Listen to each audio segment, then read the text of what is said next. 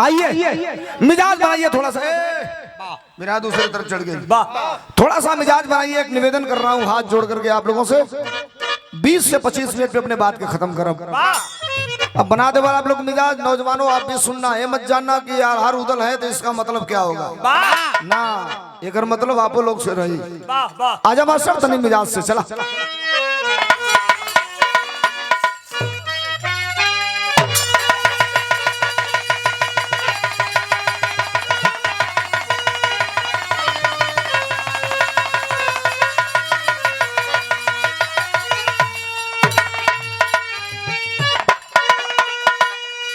सुनिए, मर्दों के लिए मर्दानगी भरी बात जब कवि लिखता है तो कलाकार का हृदय भी प्रफुल्लित होता है। भारत के विरह में वर्तमान परिवेश में ये प्रकृति है साहब, सबको मौका देती है। समय सबका आता है और जाता है। आज दौर है विरह में गया कवि का, और गया कवि की कलम जब इस समय उठती है तो सारगर्भित करके अपने गीतों को लिखना चालू करती है। मर्दों की मर्दानगी के लिए, एक ऐसे बहादुर के लिए गया कवि की कलम ने लिखा। क्या लिखा मास्टर?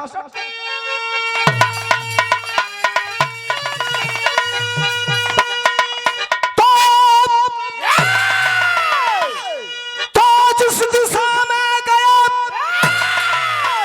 वो दिशा हिल गई मैदानी जिनके खंजर के आगे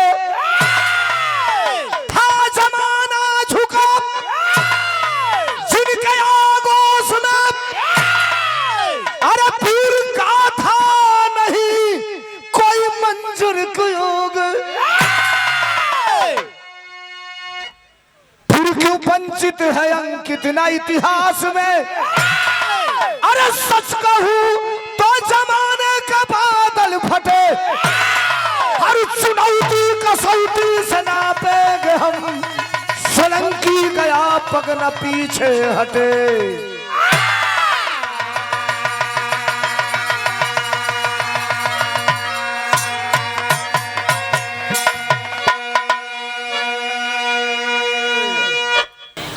चुनौती कसौटी से नापेंगे हम, सोलंकी गया पग न पीछे हटे। केवल सारांश बिरहा में गाऊंगा। एक ऐसे बहादुरों की कहानी है, जरा सुनिएगा। बिरहा में बड़ी शानदार गजल लगल। कौन गजल? हटो मास्टर।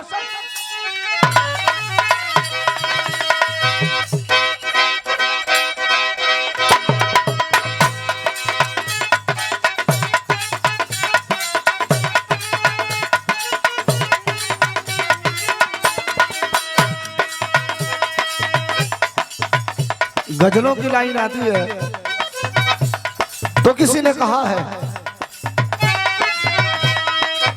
हसीनों को नजर से तीर बरसाने की आदत है।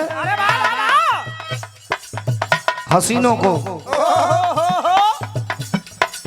6 रुपया में जो लिपस्टिक किनल जाए आज की 8 साल पहले वो सारे 873 रुपया का हो गया। इतना महंगाई दुनिया में कोनो सामग्री बने खेला गल। हसीनों को नजर से तीर बरसाने की आदत है, अदा वो नाच की तलवार चमकाने की आदत है, सितम ढाने की आदत है, वफा करने की आदत है, मगर हम आशिकों को चोट सह जाने की आदत है। गजल की लाइन सुनिए, क्या है? मैंने पूछा कि फिर कब मिलोगे, ए मैडम, मैंने पूछा कि फिर कब मिलोगे, थोड़ा शर्माए और हंस के बोले, तुम तो दिल में हो, तुम तो दिल में समाये हुए हो, तुम तो दिल में समाये हुए हो, मिलने की जरूरत नहीं है, तुम तो दिल में समाये हुए हो, मिलने की जरूरत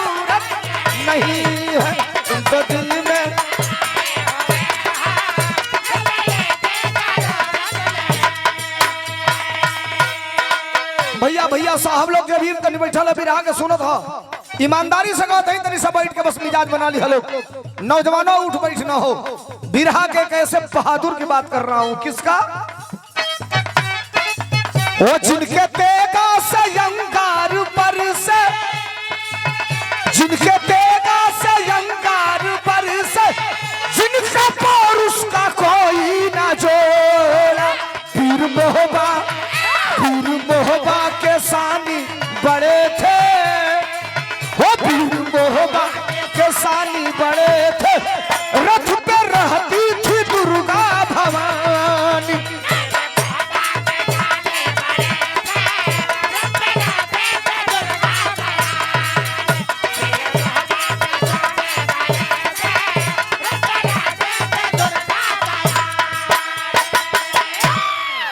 हम गावे का जात बनी बिरहा बा कैसन।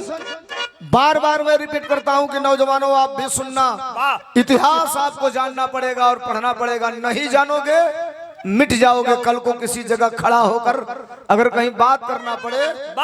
अच्छा, नया जनरेशन के अगर नौका लइकन से जो नहीं 5 में 3 में तनी गरीब वाला सा एक उनसे पूछल जाए बाबू ढेबरी बुझल ढेबरी तो खट देना गूगल पे सर्च करिया सा व्हाट इज ढेबरी। गूगल के बुझे में ना करी ढेबरी माने दिया होला जो माटी के पहले आवे। पूछल जाए बेटा बताओ वंचन जाने ले वंचन जोने खटिया का वंचन ढील हो जाला उ खटिया बीचे में गहिर हो जाले। हमारे के यहाँ पूर्वांचल में देवरिया गोरखपुर में के घोचा ही खटिया कहल जाला। अब आपके यहाँ जवन बोलल जात होखे लइकन से पूछल लागी वंचन बुझेला तो गूगल पर सर्च मरिया सा पहले माई काकी बाजारी जासा गुरहिया लकठा ले आवसा गुरहिया जिलेबी ले आवसा घरे छोट लइका रहसा तो लइकन खातिर करधन खरीद के ले आवसा डाड़ा डाड़ा जेके कहल जाला। हर छोटका लइकन के पहनावल जा बात बढ़ जाए तो गड़बड़ हो जाए। शुरुआत हमरे बिरहा का हो, बात हो कैसन बिरहा हो कैसन सुनिएगा ईमानदारी से। कैसे मास्टर?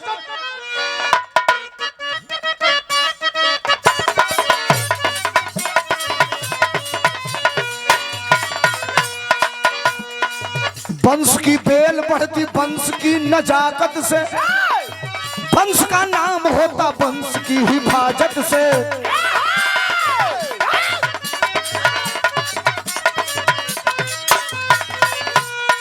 माटी महोबा की दुनिया में जानी जाती है, आल्हा रुदल की जन्मभूमि कही जाती है।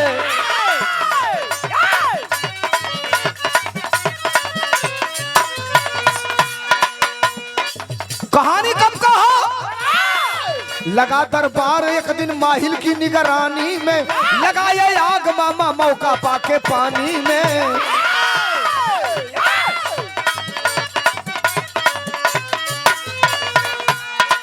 कहते पीर खुद को शर्म नहीं आती है, अरे कपूतो तेरे बाप का जो खाती है।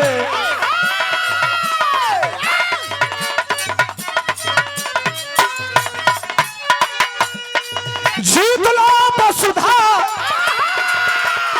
जीत लो वसुधा नहीं उसको मार पाओगे।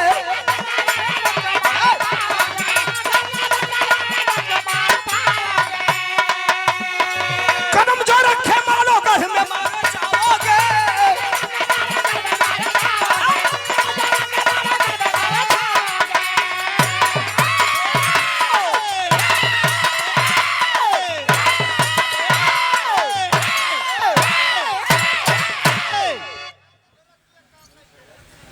नहीं काम तो अगर 20 तारीख ले लगातार इतना ताकत कहाँ से आ गई बच्चा तोरी में।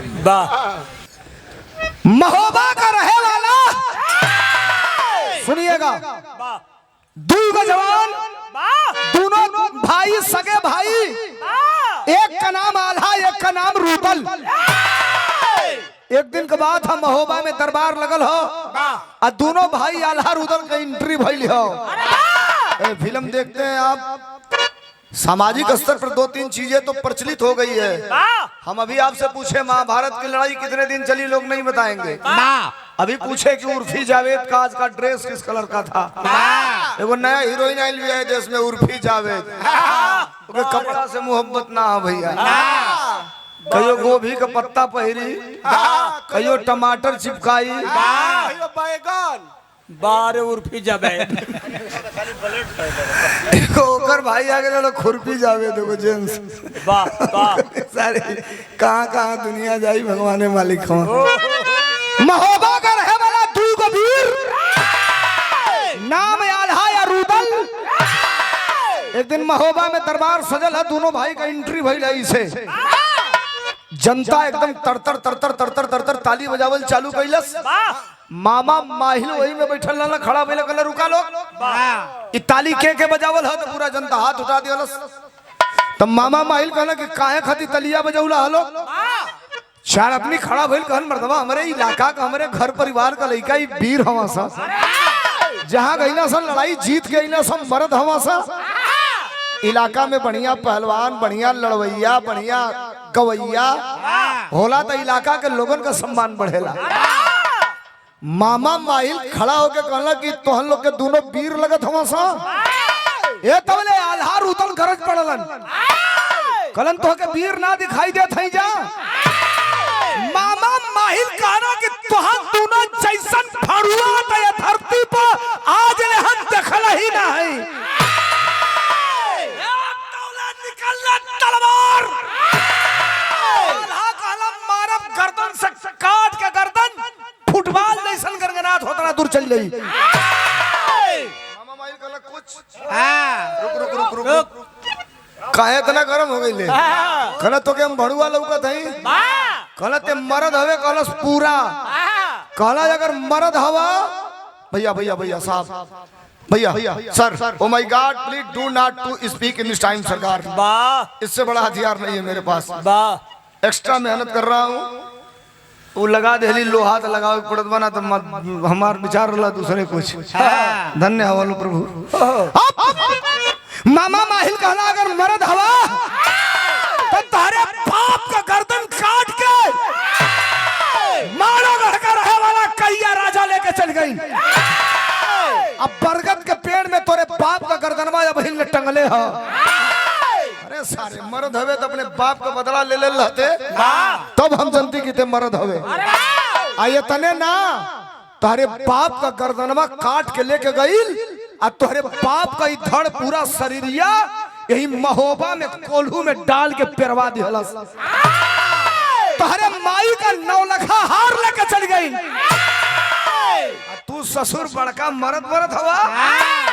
लगल है बात का चोट। दोनों भाइयों के तत्काल यूं टर्न हो गए। दोनों भाई हाथ पकड़लन, हाथ पकड़ के भगल आइल हम कहा अपने घर पर। जो ही घरवा आइला देवला मतारी बैठ के अपने देवकुरी पर पूजा करत रहे। बिरहा का तरज बदल गई। कौन तरज हमार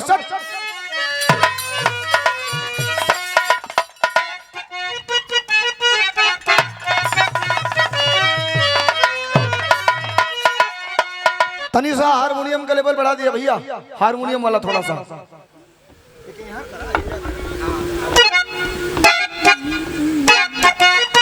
तरह से सुना लो। ताना मरले हवा मामा माहिल, दोनों भाई भगल हवा अपने घरे आइल हवन। ए रुचि तीन तरह का तरज होले गीत। एक गीत हवा में उड़े वाली, एक गीत धरती पर रेंगे वाली, और एक गीत घर के अंदर घुसे वाली। देश गुलाम रहे तब कोई गीत है, लेकिन एक गीत के कन्वर्जेशन का के भारत के भोजपुरी के भीष्म पितामह आदरणीय भरत शर्मा जी ने देश गुलाम जब था उस परिवेश के गीत को आजादी के समय में उस समय के वीरों की गाथा को गाया था। हम कहे के स्पेशल गाया कभी से तरज के डिलोनी। कौन गीत रहल मास्टर?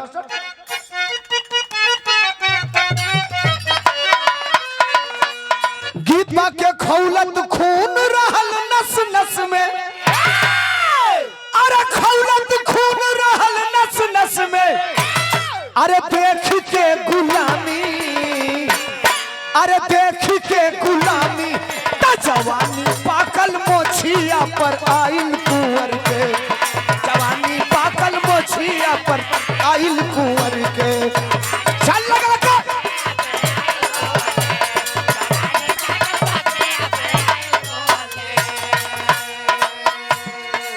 मामा माइल कहला कि तू नने सारे मरद होकबा तो अपने बाप का बदला लेबा। दोनों भाई भागल हवा आइल हवा कहा आइल हवा अरे खौला तो खूना बाप खाबू उतल के अरे खौला तो खूना बाप खाबू उतल के अरे खौला तो खूना बाप खाबू उतल के सुनते कहानी खौला तो खूना बाप खाबू उतल के सुनते कहानी जवानी जागल पीरावा के लाग गईले ठेस जवानी जागल पीरावा के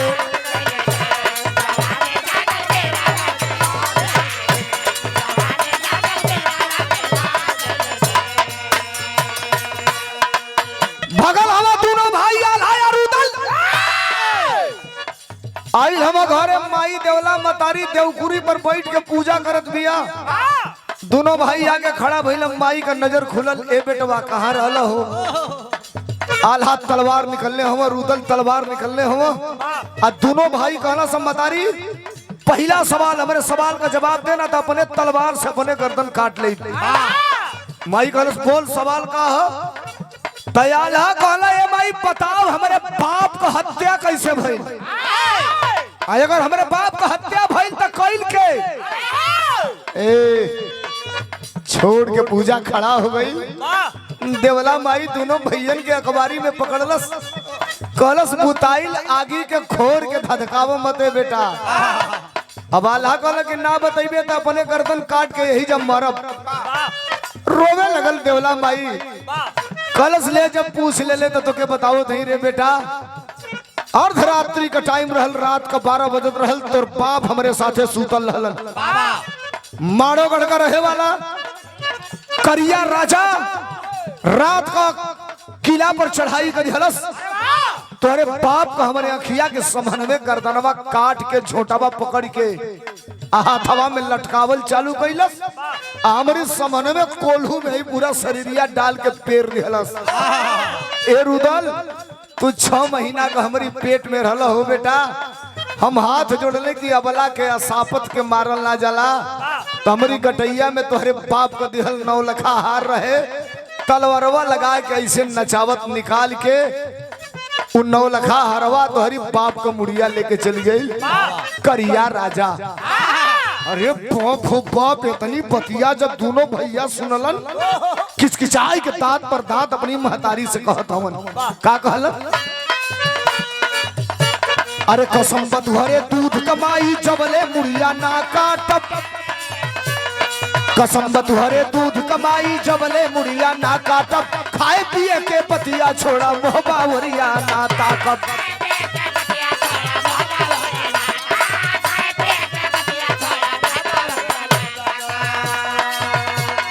कसम बतुहरे दूध कमाई चबले मुड़िया ना काटब खाए पिए के पतिया छोड़ा मोहबावरिया ना ताकब। तब चमचमात देगा खींचे है चमचमात देगा अरे चमचमात देगा खींचे है म्यान से अपने सानी चमचमात देगा खींचे है म्यान से अपने सानी जवानी जागल जोगवा के लग गई ठेस।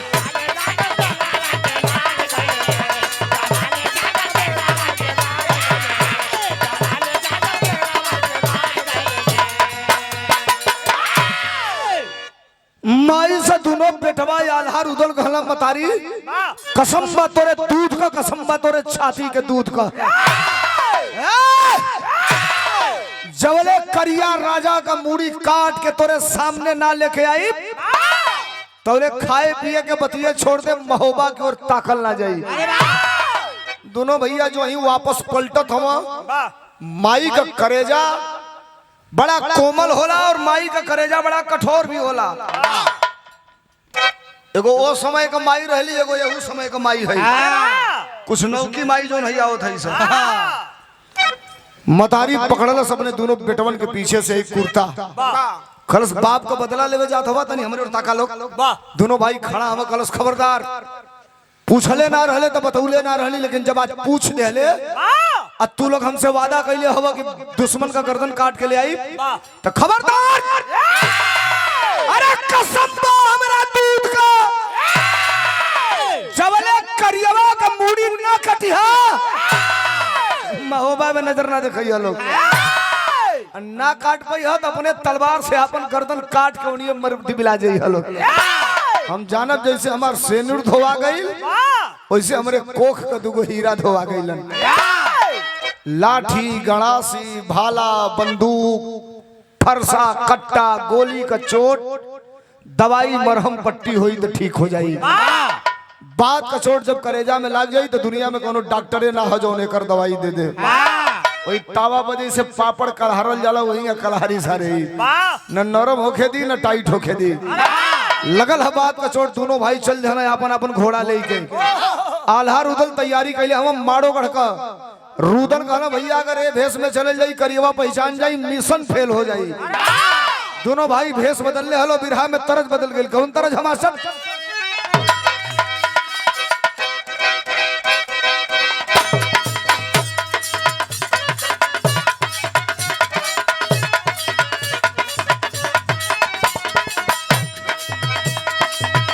गीत का मास्टर बजावो थोड़ा जब तनी ताव पर चढ़ा था हिले तनी तो सारे मुंह में लगा था फोड़ गई माइक हिले मंच को गड़बड़ी है। मास्टर गीत बजावो थोड़ा मेहरारू सवेरे अगर हौस के बोल दे सा घर से निकलत का तो बुझत दो चीज पर डाका पड़ी। कौना चीज पर? एगो पॉकेट पर ओना बतियाई मेहरारू हो मर्दे से कहती या का कहलस एहो बलमुआ कमाल करिले एहो बलमुआ कमाल करिले मारी के मुस्की निहाल करिले एहो बलमुआ कमाल एहो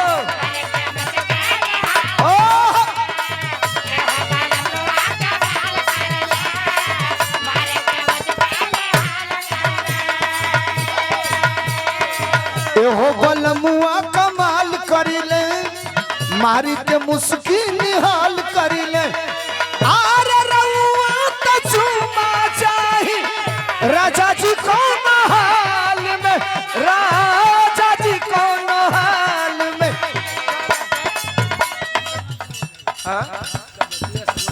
ना समझ पाऊंगा।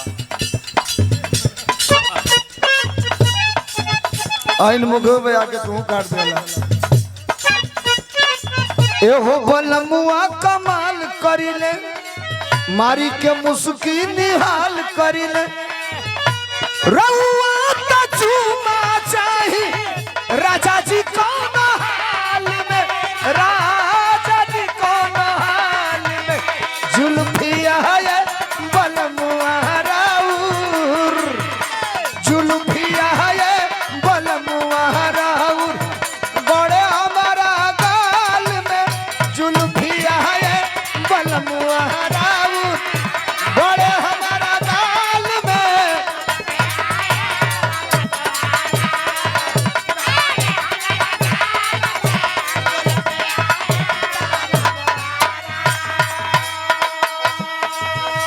अब तनी बात के सुना दोनों भाई आल हाय अरुदल चलत हम कहा मारो गढ़ का तैयारी कैली हम कैसे चलना मास्टर चलले सारंगी पत्तान कस के खजड़ी बजावत आली शान कस के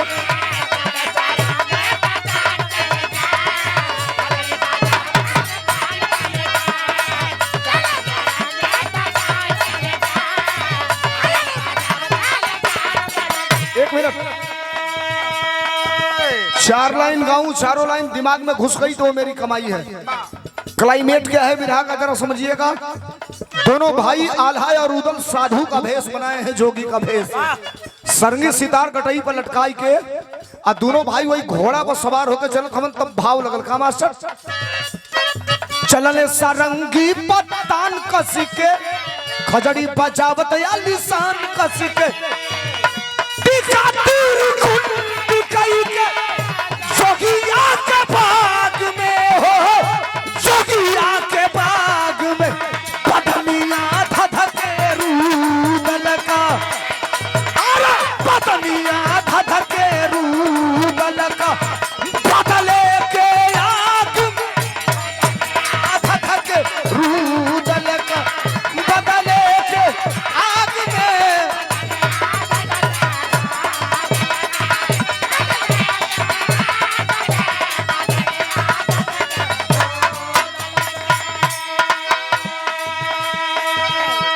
70% विरहा खत्म है और यहाँ के बाद विरहा की मेन हिस्ट्री चालू हो जाएगी।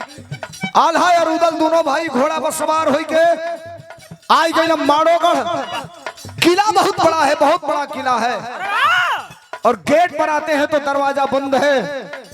इसलिए जो नौजवान हैं, ये जो बुजुर्ग लोग हैं, किला आप देखे होंगे, रामनगर का किला, आगरा का किला, दिल्ली का लाल किला, रेड फोर्ट जिसे कहा जाता है आगरा के लाल किला को। पहले बड़े बड़े राजाओं का अगर आप किला देखते होंगे तो किलावा की बहरवा कम से कम 14 फुट चौड़ा गोलाकार नाला टाइप का बना होता था। जानते हैं क्यों? और ठीक किला के गेट के सामने लोहे का चचरा ऐसे लगा होता था, जरूरत पड़ती तो वो दोनों खुल भी जाता था। दुश्मन आक्रमण करता था तो पहले का राजा वही नलवा में खौलत तेल भरवा दो सा और चचरवा हटवा दो सा। घोड़ा से टाप के जो चल जाओ जो में गिरे कलहरा के मर जाओ। किसी भी किला में आप गए होंगे, लाल किला दिल्ली का या आगरा के लाल किला में गए होंगे तो पहला गेट जो आप पार किए होंगे, याद करिए, दूसरे गेट पे जाने के लिए ऐसे आपको मिलेगा रास्ता, ऐसे। वो क्यों रहता था दूसरे गेट पर? राजा वहां भी नहीं बैठता था। अगर आप किसी तरफ पहला गेट पार करके चले गए तो दूसर का चढ़ैया होगा तो ऊपर से बड़े बड़े पत्थर ढरका दो सब वही पर जे जाओ, पत्थर से लाग के हाथ गोड़ टूट के वही जा मर जाओ। दोनों भाई आके गेट पे खड़े हैं। किला के अंदर जाएंगे तो कैसे जाएंगे? रुदल कहना भैया को काम करा, घोड़ा हटावा या किला के पीछे चला। बाउंड्री के पास जाकर के खड़े हैं, ऊंची बाउंड्री है। दोनों भाई अपने घोड़े पर खड़ा हो गए। जरा समझिएगा बात को, सेंटिमेंटल भाव कह रहा हूं। और खड़ा हो गया, दोनों भाई जंप लगो, सिखावल पढ़ावल घोड़ा हमने तो घोड़े के बारे में केवल एक बार पढ़ा है, कक्षा 5 में। रणवीर चौकड़ी भर भर कर चेतक बन गया निराला था, राणा प्रताप के घोड़े से बन गया हवा का पाला था। गिरता न कभी चेतक तन पर, वह आसमान पर कोड़ा था। वह दौड़ रहा यार मस्तक पर, वह आसमान पर घोड़ा था। दोनों भाई अपनी घोड़ा पर खड़ा हुआ, घोड़वा पर खड़ा होकर तनी सा जंप लिया, धीरे से बाउंडरिया पार करके घास धीरे से आके दोनों भाई वही खसिया पर खड़ा हो गए। अजियो खड़ा भाई ना, सरनी सितार बजावत। इतना सुंदर शरीर रहे आल्हा रुदल को, बिना नहिले अगर कपड़ा पहन के ढंग से ताकना तो बढ़िया जानी गैस खा के गिर जाओ। नजर पड़ल सामने करिया राजा का मेहरारू अपने 4 गो सहेलियन के लिए कोई कुर्सी पर बैठ के बतियावत हो। पहले सरंगी सितार बजावत, भजले रे मनवा तन मन में श्री राम राम राम। वही कुर्सिया की अगवा गए तोले खड़ा हो गए रनिया, खड़ा भइल तोले भइल का मास्टर।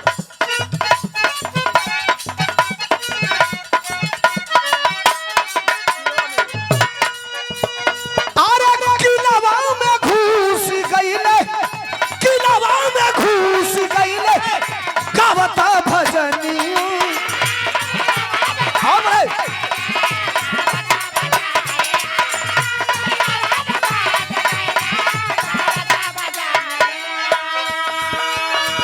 रानी का मान मोहलस, रानी का मान मोहलस, मोहनी रजनी।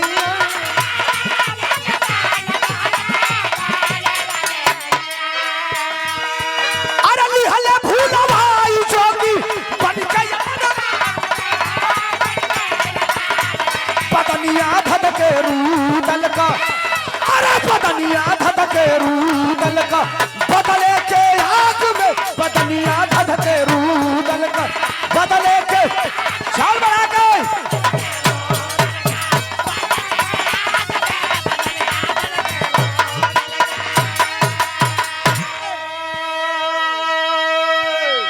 करियवा राजा का मेहरारू बैठल है, 4 गो सहेली लेके। दोनों भाई आल्हा और उदल आइल हवन। सुंदर शरीर, तेजस्वी रूप, गेरुआ वस्त्र, जोगी का भेष। उकरिया राजा का मेहरारू कहलस, महाराज अहो भाग्य आपके चरण का दर्शन मिला। ए चटाई बिछोले दोनों बैठ गए, एक चीज भुला गई। ओकरी दिमाग में ई बतिया गईबे ना कल कि दोनों घुसला से तो कैसे घुसला सा ये किलवा में अइला कैसे। ये महाराज बड़ा सुंदर शरीर है, कुछ भजन सुनाई। अध्यात्म के तरफ राजा के रानियों का हमेशा ध्यान रहता था। घी का लड्डू टेढ़ो भला ये गवैया थोड़े हम दोनों भाई आल्हा या रुदल, लेकिन जौने गावत हम आल्हा गावत हम रुदल घोटावत हम। अब आल्हा गावत गावत उरनिया आके पैर पकड़लस, गोड़े पर मूड़ी पड़ल तो ले पीठी पर हाथ धइला, रुदल के खबिलाए लगल। बोले आइल ह बाप का बदला लेवे, सुंदर मेहरारू देख के पीठी पर हाथ फेरे लगल। अब रुदल के एकदम तमतमात हम आंख लाल लाल कहना पीछे हटा, बोला भक्त है इसको आशीर्वाद देना जरूरी है। अब तनी से आके फिर राजा का मेहरारू करियवा के बैठल है। रुदल का नजर यहाँ चारों तरफ भजन बना हो, आल्हा गावत हम ई कढ़ावत हम तो रुदल का नजरिया चारों ओरिया देखो देख मेरे बाप का मुड़िया करियवा सारे कहाँ टंगले हो। बोले बिरहा फंस गई, बिरहा का तीसरी तरफ लग गई। कौन बिरहा भैया रुदल आल्हा भजन गावत हम रुदल का नजरिया चारों ओर नाचत हो। बोले अंजाम का निकलल रुदल का नजरिया घूमत घूमत घूमत घूमत एक पुरान बरगद का पेड़ हो, एगो करिया चीज छोटी चुकी ऐसे हुई बरगदवा की पेड़वा पर लटकत हो, सिकुड़ गई हो। तोले एकदम बैठ के रुदल हो के तकला, दो चार गो बार बार लौकल है बार, कहना बस कर ये हमारे बाप को खपड़ोइया हो मुड़िया हो। तब मुड़िया के अरे मुड़िया के देखे जब रुदल जवानमा, अरे मुड़िया के देखे जब रुदल जवानमा, टांगल रहे बरगद के डाल हो।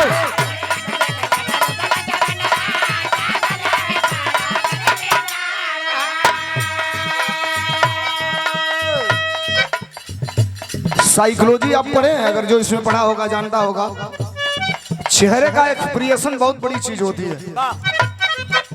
आप आनंदित भाव में हैं, अगर आपको पास्ट तीन टेंस होता है, पास्ट, परफेक्ट और फ्यूचर। भूतकाल, भविष्य काल, वर्तमान काल। वर्तमान में आप जी रहे हैं और आपको भूतकाल में ले जाया जाए जहां आपका अतीत बड़ा खराब रहा हो, तो आपके चेहरे का एक्सप्रेशन बिगड़ जाएगा। रुदल देखना अपने बाप का खोपड़ी तोले भाई का, मुड़िया के देखे जब रुदल जवानमा, टांगल रहे बरगद के डाल हो। अरे फेंक दिया, अरे फेंक दिया, अरे फेंक दिया फिर तब सरंगी गुदरिया, खींच लिया पूरी तलवार।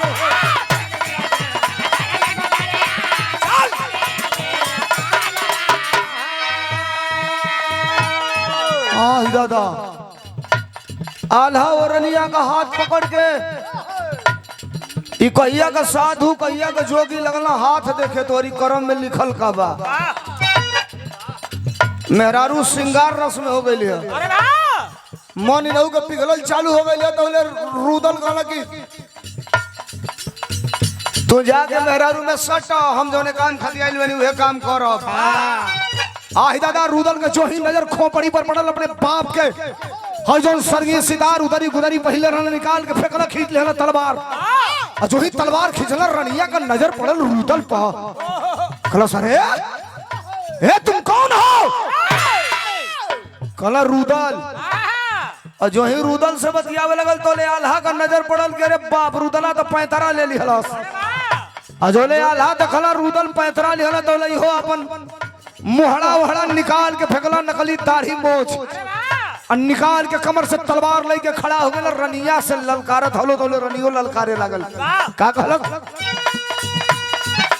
अरे देखते तलवार लगली कांपे, रानी जी तवने घरिया में, हमता महोबिया सरदार, अरे हमता महोबिया सरदार, मौतिया है करिया के, हमता महोबिया सरदार, मौतिया है करिया के।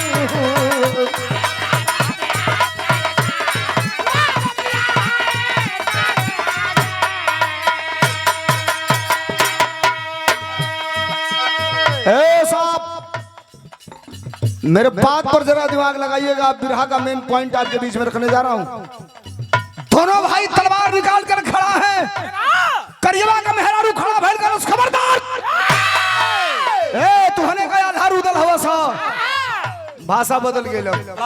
अबले महाराज कहत रहियो अब रेटे पर उतर गई। तुहने का आधार उदल हवा सा निकाल के तलवार दोनों भाई कहे कि खबरदार मैं ही आधार उदल हूं। कलश अगर मर्द हवा तू लोग आला कल देख ये बतिया मामा महिला कहले रहे कि तोनी का मर्द ना हवा सा। आई करियवा का मौगियो कहती है मर्द हवा तोनी का। कलश बोल बोल बोल बोल कलश अगर मर्द हवा तू लोग तो मर्दे का काम कैले रहता से तोनी का गद्दार निकल गई सा। करिया का मेहरा रुका गलत अरे पीर हो के ढोंगी बनल दिलवा कराज चलल।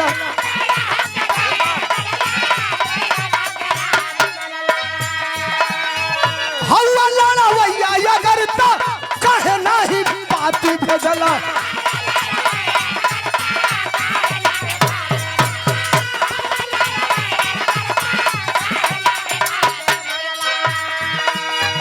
तवले खबरिया लागी गईली महल में राजा करिया के। हमता महोबिया सरदार मलवतिया है महोबिया सरदार।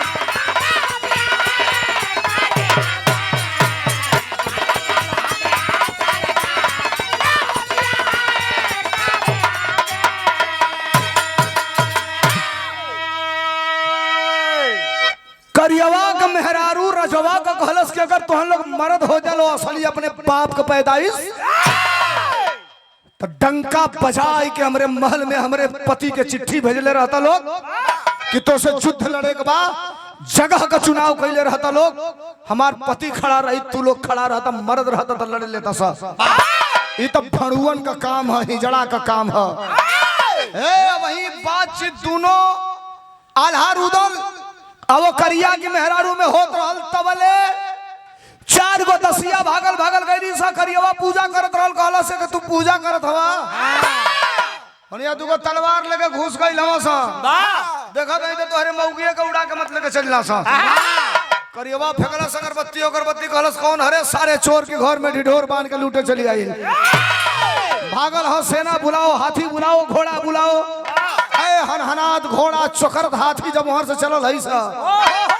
आला कहला पट्ठे अब का होई रुदल कहला पहला काम कर सनाक दे हर घोड़ा हम सब हर बाउंड्री की ओर चला। आला कहला ते भागे के कहत हवे कहला युद्ध का नियम हो सामने वाला अगर मजबूत हो तो कुछ मिनट के लिए अपने आप को साइलेंट कर लेना चाहिए। भागल हलो फिर वही बाउंड्री पर कूदल हलो वही बाउंड्री से ये पार वही दोनों घोड़न पर अपने बैठल हलो। घोड़ा का लगाम दांते से दबा के एड़ा मरले हवा उड़ल हवा आसमान में दोनों घोड़ा। और आल्हार रुदल से कहना कि आखिरकार अब का होई। रुदल कहना घबराहट काहे बोला हम बताइब का होई। बिरहा का टेरी लग गल कैसे मास्टर कहला का चुकाइबे हम बाबू का बदला। अरे चुकाइबे हम बाबू का बदला। लाश पर लाश गिरी लसियन का ढेर लगई। लाश पर लाश गिरी लसियन का ढेर लगईबे चुकईबे हम बाबू का बदला। दू गो काम बा। राजा को सामने से अगर लड़के नहीं जीता जा सकता तो राजा का हृदय और राजा का हॉट राजा का सम्मान राजा के गेट के ऊपर किला के गेट के ऊपर बना हुआ गुंबज होता है। तो आला कहला तब तो कहला सबसे पहले चला वो करियवा का मार के पहले गुम्बज तुरल जा। आला कहले मर्द तू पगलाई हो का बिना मतलब के एन्ने से ओन्ने घुमैबो सारे मार दी एक बाण हच दे उलट जाइले। ओकर लगे बाण वाला भी सेना कहला तू घबरा मत हम जौन कहत हई ओके करा। दोनों भैया ले के आगे बढ़त हमन बिरहा का चौलरिया लग गल कैसे मास्टर।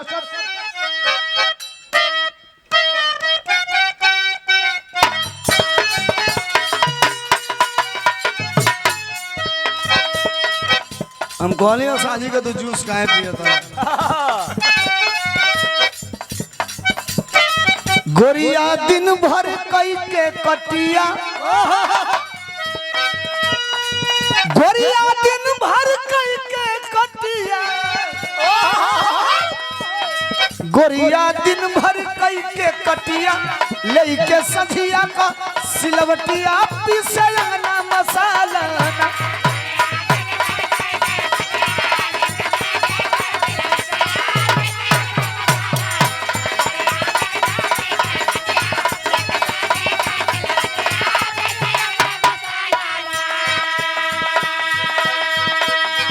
अब रुदल आल्हा से कहना कि भैया सुना, भैया कौने बात का शंका, अरे भैया कौन बात का शंका, तब भैया कौन बात का शंका, बनी है मारो गढ़ लंका, डंका मोहबा के बजी है ना। भैया कौन बात के बनी है मारो गढ़ लंका, डंका मोहबा के बजी है ना।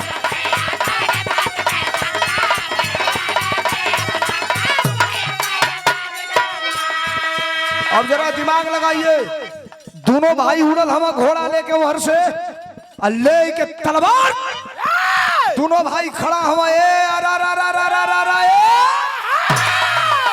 वही गुंबज को दोनों ओर से मरना। करिया राजा के गेट का गुंबज कटल, गिरे के बाहर गिर गई अंदर।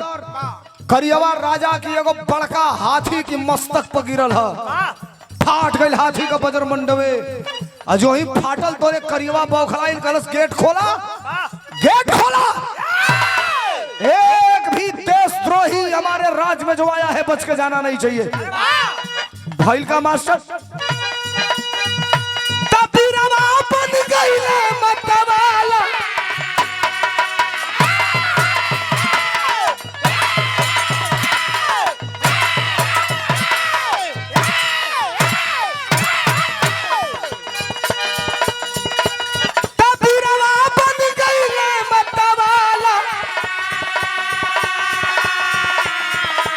लेके चलले बरछी भाला।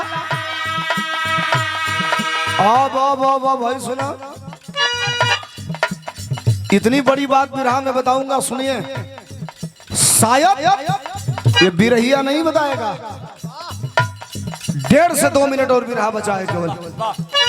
आल्हा रुदल अकेले नहीं थे, यहां तक तो अंदर 2 अकेले प्रवेश किए थे, बाहर गए तो पहले से जिनकी योजना थी उनके साथ लड़कौन रहा था। संग में मलखाट भातीवारी,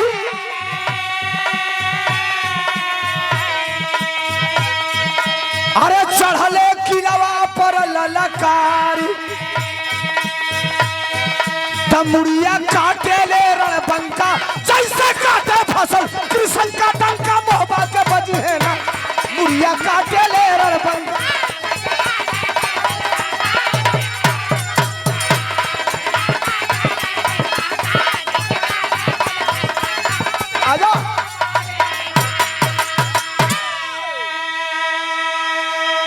बिरहा के एकदम मेन स्थायित्व पर आइए। सारांश जांच छलनी से छान के मेन नैनू निकालल जला। चढ़ गई वही किलवा पर गर्दन जो ही खच खच खच खच दोनों ओर से तलवार चलती है। ऐसा और से करिया राजा स्वयं सेनापति जब मार दिया गया उसका, तो लड़ाई का नेतृत्व करते हुए हाथी पर बैठा और लेकर के भाला चला है और ललकारते हुए कहा कि खबरदार, आज तेरे अंतिम इच्छा यहीं दफन की जाएगी। जिस तरह तेरे बाप के गर्दन को बरगद के पेड़ में टांगा हूं, उसी तरह तुम दोनों भाइयों के गर्दन को काटूंगा। अरे भैया जो ही करियवा लेके चलल तौले तनी रुदल तो हसत में हवा। आल्हा का नजर यही भंडार कोन के तरफ भइल, अपन घोड़ा घुमा के नजर बंद कैला मैहर वाली भगवती के याद कर दिहला।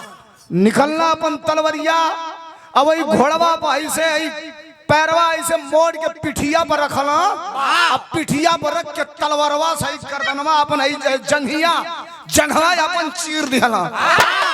आ जो ही चिरलन रकत का धार बहे लगल तोले काने पर हाथ लगौलन, लगाई के चिल्लाए लगलन कि रखी हा रखी हा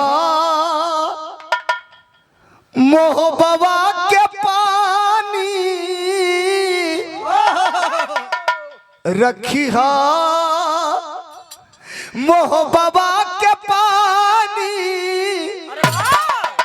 अरे जय हो दुर्गा महारानी।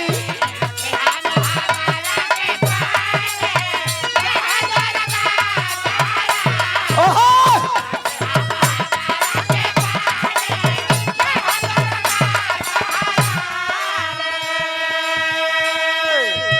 रोत मयाला अनहरन के आँख दिहालू,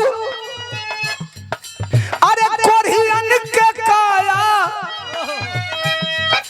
अरे बाधिन के लाल दिहालू,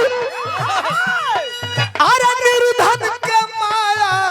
हमरो के दे तू तब हम जानी, हमरो के दे तू तब हम जानी। जय हो दुर्गा महारानी, हमरो के दे तू।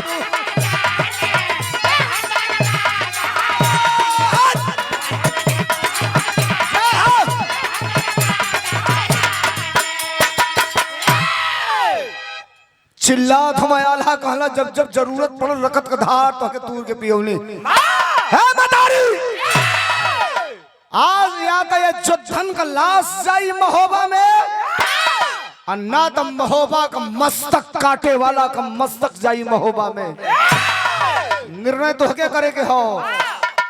हर हर हर हर माई मैहर वाली भगवती का तेज चलल हो। रुदल तनी जो नर्वस रहना, एकाएक शरीरिया में उनके करंट दौड़ गई। जो ही करंट दौड़े तो ले के तलवार खड़ा हुआ, आधा कहला रुदल अब चढ़ जा। हर से करिया राजा भाला फेंकलस हो, दोनों भाई वो भाला से बचलन।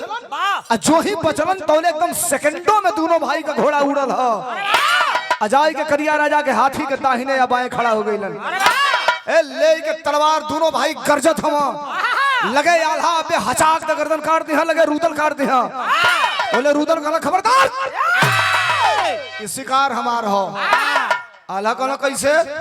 तो रुदल कहला जब हम अपने माई के पेट में 6 महीना कर रहली, तब बे ही हमारे बाप का गर्दन काट के लेके चलिए, सारे शिकार हमार हो।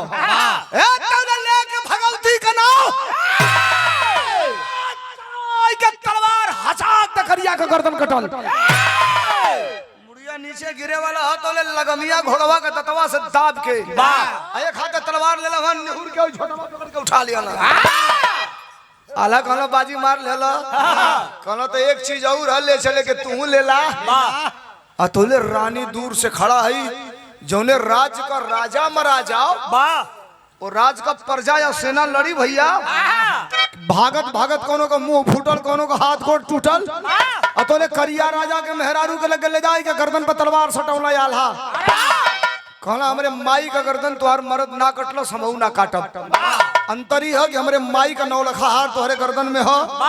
तलवारवा ऐसे पेसला, ऐसे निकाल के वही तलवारवा में नचावत, घोड़ा का लगाम दांते में दबलन, टपाई के बाउंड्री। दोनों भाई चल दिहलन। एहर देवला का कंडीशन, देवला माने आल्हा रुदल का माई। जब से ही आइल हम सब तौले देवकुरी मुड़ी पटकले है, वही ने मुड़ी उठौल ही ना है। आ तौले टप टप टप टप टप टप टप टप टप टप टप टप घोड़न के टाप का आवाज सुनाई दिहलस। माई समझ गेली तो हमारे अस्तबल का घोड़ा हमसा घोड़वा खलिहा आवत हमसा कि हमारे बेटवन का डेड बॉडी लेके आवत हमसा। अगर हमारे बेटवा जिंदा आवत हमसा भैया हो, तब तक आल्हा या रुदल आय के अंदर प्रवेश कर लो। माई अखिया बंद करके मुड़िया पटकले है तो ले के रुदल करियवा का मुड़िया ऐसे छोड़ल, फच दे पड़ल। खून का छींटा माई देवला के मुंह पर पड़ल। माई देवला ऐसे कछरस खून का छींटा। अब वही कटल की मुड़िया पर देखलस, ठठाई के हंसल करे, सुहाग हमार छीन ले। देख हम प्रण कैले रही ना कि हमारे कोख से पैदा बेटा अपने बाप का बदला ली। हाँ खेखार के माई वही करियवा की मुड़िया पर थुकला सिया, वही करियवा की मुड़ी पर। देख हमारे कोख से पैदा बेटा तोरे गर्दन के काट के लाके हमारे सामने खड़ा कैले। हम बिरहा का मेन सारांश, मेन पॉइंट, मेरे गाने का मतलब क्या है आपके बीच में रखने जा रहा हूँ बिरहा के खड़ी में। कैसे मास्टर?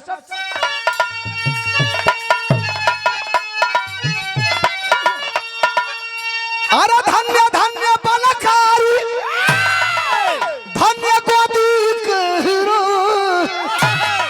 अरे देखली देवाला भरी नजरियों पर कसिरावा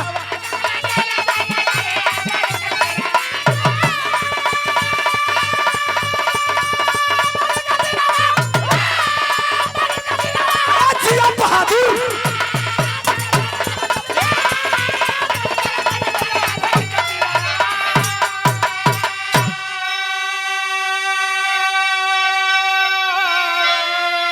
धन्य धन्य बलकारी धन्य गोदी का हीरवा देखली देवला भर नजरिया बैरी का सिरवा। दोनों भाई अपने बाप का बदला लिहलन। तने सुनल जाओ अलहिदा बड़ा झूठ बोलेला सा जौन गांव में आल्हा गावेला सा एक जगह आल्हा होत रहे वो अलहिदा गौलस के बाप का बदला जेना लिहल ओकरे जियले बाद धिरकार। एगो लड़का बैठल रहे गइल घर में से कुदारी लेके आई लेकिन आल्हा सुनत रहला मरलस खचाक दे कर में उतर गई। गांव के लोग कहला करे सारे एक एक आके झेले रे कहला सही अलहिदा गौला सब बाप का बदला जे नाली हल ओकरे जेले बाद हिरकार। 12 साल पहले हमारे बाप का मुड़ी कटल रहे आज एकर मुड़ी हम काट देनी लोहा लग जाला। कई गो अलहिदा देतना गप बोलिया सा गया सा कि पनवा खाके सोनवा थूके बिगहन खेत लाल होई जाए। हम बुझिए ना पौनी सारे मुंह रहे कि पंपू सेठ का पंखी रहे थूकला से एक बेर पान खा के कई बीघा खेत लाल हो गए।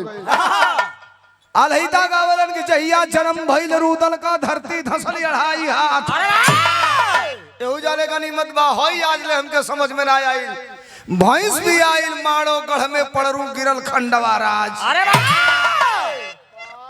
दौड़त रहे हाँ पर तार बाबा का गावे लो ना बताई कैमरा चलता इतनी गरी गाय गोरू का बच्चा फंस जाता ना सारे हाथ लगा के निकाले के पड़ा था और असरी बांध के खींचे के पड़ा था गाय भैंसिन को आऊ तोले गौलस की भैंस भी आई माड़ो गढ़ में पड़रू गिरल खंडवा राज 169 किलोमीटर कितना फोर्स से ओकर बाइल लई प्रेशर कि जाके इजा भी आइल ओइजा जाके गिरल।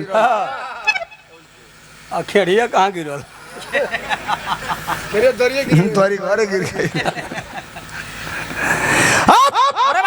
आल्हा रुदल अपने बाप का बदला ले लिया। अब तने सुना यहाँ जितना लोग बैठे लोग 99% लोग के दिमाग में ही होई कि आल्हा रुदल जाति को अहिर रहलन। अक्सर भी रहिया ये गा देना था खट दे कुछ ना पहिया कहीं आल्हा रुदल अहिर रहलन यदुवंश खानदान का रहलन। मोबाइल हो सबके पॉकेट में हमें हर गावत नहीं 1 सेकंड लागी गूगल करिए और खट दे पूछिए आल्हा रुदल किस जात के रहने वाले थे। निकालिए मोबाइल पहिलवा मोबाइलवा खोल के गूगलवा के टच करके जो पूछल जा कि गूगल महाराज बताओ भारत के अंदर सबसे बड़े झूठ बोलने वाले आदमी का नाम क्या है। खट दे 2 अक्षर का नाम बता दे हम काहे का कहीं ओकर नाव ले ले दिन भर खाऊ के नाम मिली मर्द हम के बिना मतलब के बात बतिया देला तुम भोरे भोरे अब वो भी बंद हो गया। कोरोना का सर्टिफिकेट देके मिले ओमे दाढ़ी वाला महाराज जी का फोटो मिले कि नरमा सर्टिफिकेट में जौन टिकवा लागल है। वाह वाह जब से ही पता चलल है कि जिन जिन तिसरका सुई हुकवले वालों बूस्टर डोज वाली हार्ट अटैक होता हच दे आवता हार्ट अटैक का गच दे मर जाता लोग हॉस्पिटल जाए का मौका नहीं मिलत। 15-20 गो लइकन का तो हमारी आंखी के सामने बियाह कट गई खाली सुई लगवले से। एगो हमारी घरवा के बगलिया में बाना प्रसाद जी बुजुर्ग हम बेचारे बड़ा सम्मान करीला। कई बार हमसे कहला नेता बाबू जहिया खाली रहत अइया तई चले के बाद नतनिया के बियाह होता है कहले बनी हो जा। संजोग से 2 दिन बिरहा ना रहे कहली चलो चलिए चली तो गाड़ी में वो बैठल हम बैठली गईली जा जौने गावे गईली जा गांव भर हल्ला हो गई सोलंकी आइल बा पूरा गांव का लइका जुट गइल सब। हम खुश रहली आज खाली बानी क्योंकि हितई आइल बानी चाय पानी होत रहे तई बुढ़ऊ कहना लइकवा के बाप से कि महाराज 5 लाख रुपया के दे दिल बानी 11 लाख में बियाह तय बा 6 लाख रुपया इन नेता बाबू के अकाउंट से रउरी अकाउंट में ट्रांसफर होई। हम कहीं चलो हम कह दे कोनो दिक्कत नहीं है। अबे चाय नाश्ता करते माने जा तो लई बुढ़ऊ पूछत रह लइकवा के बाप से कि महाराज अरे अब तो दिन बारी धरइबे करी भी हवा तो होखबे करी अजबे दिन बारी क्लियर हो जाई वाह इ नेता बाबू के बिरहवा लिखवा दे वही में अपनी ओर से। लेकिन तनी ये बताई कि कोरोनावा आइल है तो बाबू हऊ कोरोना का सुइया उइया लगोले रहला कि ना लगोले रहला वाह ए दादा तो कहे के लइका का बाबू बोलो लइकवे आके कहता नमस्कार पिताजी हम तीनों डोज लगवा चुके हैं बूस्टरों डोज लगवा चुके हैं। आ दादा में चाह पियत रहलिया तोले काने में कहत ना बुढ़ऊ नेता बाबू जल्दी उठाई जैसे खटका हम कहले मर्दे भूख लागल बा भोजन करे के बाद तू कहत ला उठा कहना नहीं खाना होटल में खाई ले जल्दी हटा जैसे ना तो गड़बड़ हो जाई।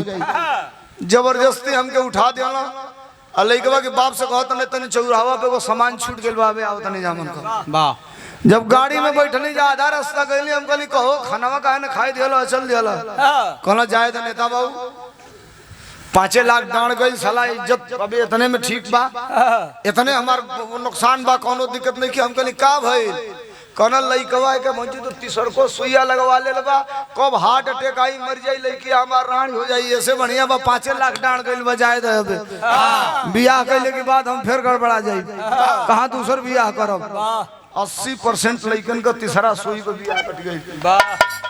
वैक्सीन बनाने वाले कंपनी ने खुद कहा कि जो कोविड का वैक्सीन आपके और हमारे अंदर लगा है वो नकली है। और रुचि नौजवानों की जितनी हार्ट अटैक से मौतें हो रही हैं वो तीसरे बूस्टर डोज के चलते हो रही हैं। तारीम क्यों निकल ना बोले तीसरा सुई जांच करवा ली है भाई निकलो हमन का तो खड़े ना लगोने जाओ हमारे आदरणीय नेताजी नहीं लगवाए अखिलेश यादव ने कहा नहीं ये सब नकली फकली है हमने को खुद ना देखिए भाई अगर तीसरा जो लगो लो यो के मत ले आइयो लो बिराव दूसरा वो धोखा नहीं बांध के जाए लगो लो फंस जी बोलो गड़बड़ ठीक है दुनिया जाने ले आप लोग जाने लगे आल्हार उदल हिर रहना साहब हम बताओ तनी आल्हार उदल रहना का तनी सुन लो मास्टर। अरे रखले बना भर निकालिए मोबाइल और सर्च करिए गूगल। भारत में एक चीज बड़ी खतरा हो गई है साहब हम अपने बच्चों का अभी बचपन नहीं देख पा रहे हैं तब तक हमारा बेटा जवान हो जा रहा है 5 साल का लड़का जान रहा है अब कहां तक लिहाज कराएंगे। आप समझ रहे हैं कि हम ही होशियार हैं आप समझ रहे हैं हम ही होशियार हैं नहीं जो आपके बेटे के हाथ में मोबाइल जा रहा है तो सबसे होशियारका वाला चीज हुआ वो खोला था 5 साल का लड़का जाना था कि यूट्यूब में को बेर एक से डालत तो कौन चीज आई देखे खाती 5 साल का लड़का हो हंसी सब है मौत अम्मा हतारी ऐसा वाली सा लड़का रोवा तरह सताउरी कुछ नहीं खींचा दे पैसा रुपया नहीं ले मोबाइल खेल जो आधा घंटा खेल ले जो लेकिन आधे घंटा देखिए डिस्चार्ज मत हो के बैटरी अब में का खेला था अभी के जाना था आई सारे ऐसा रद्द आई फेसबुक बा निमन का हैंगा चलावो सरकावत रहो के कहां बा हैंगा लौकता निमन का देखत अपनी मन ने सारे में बौर का आ जाता है वाह बुल्लू ओई बुल्लू गिराम दे अपनी मन ने वही में आ ऊ का ओ माय गॉड माई अरे ये क्यों बीमारी अपने आप आ जा रहा है ओके बैक करा तो बैको ने क्यों डायरेक्ट काटे पड़ा था ओके तब जाता बैक आल्हार उदल अहिर ना रहलन आल्हार उदल कोने बिरादर करला मास्टर रखले बना भर जतिया से ताल्लुकात हो वन में रहने वाली एक जात है जिसका नाम है बनाफर बनाफर जात का रहने वाले थे लेकिन सबसे बड़ी बात बताने जा रहा हूं अगली लाइन में क्या रखले बनाफर जतिया से ताल्लुकात हो अरे भाईल ना बियाह बिना खूनी बरसात हो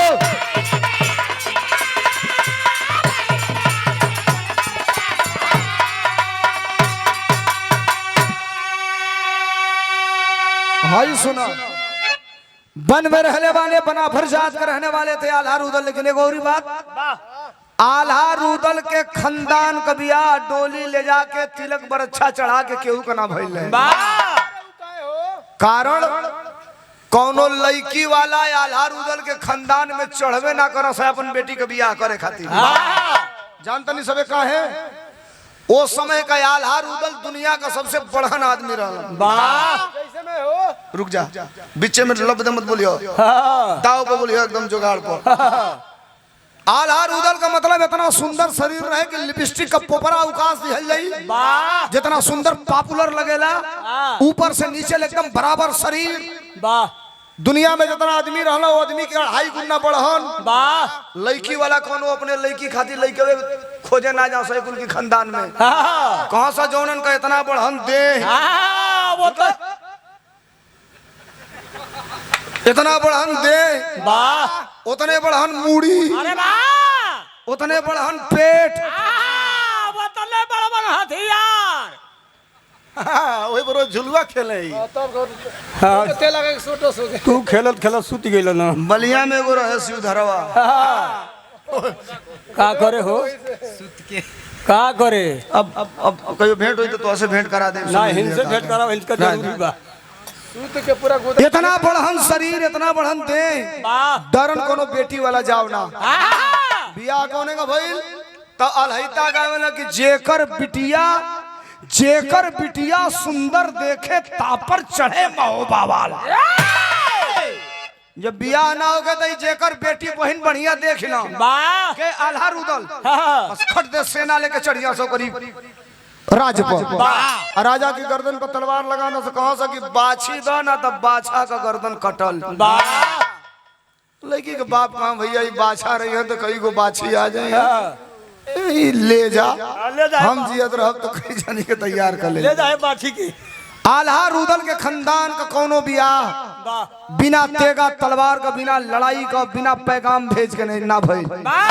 ए लिए यो खानदान में कोनो बिटिया चढ़बे ना कइलन, अमर हो गइलन आल्हा रुदल। आज भी ई प्रमाण मिलेला माई मैहर के दरवाजे पर भोर के समय में आज भी आल्हा आवेलन आ एगो फूल चढ़ा के माई मैहर देवी के पूजा कई के जालन। जब सवेरे पुजारी खिड़की खोलेलन वही माई का श्रृंगार करे खातिर, पूजा करे खातिर, तो एगो आल्हा के द्वारा चढ़ावल फूल आज भी मिलेला वो मैहर के मंदिर पर।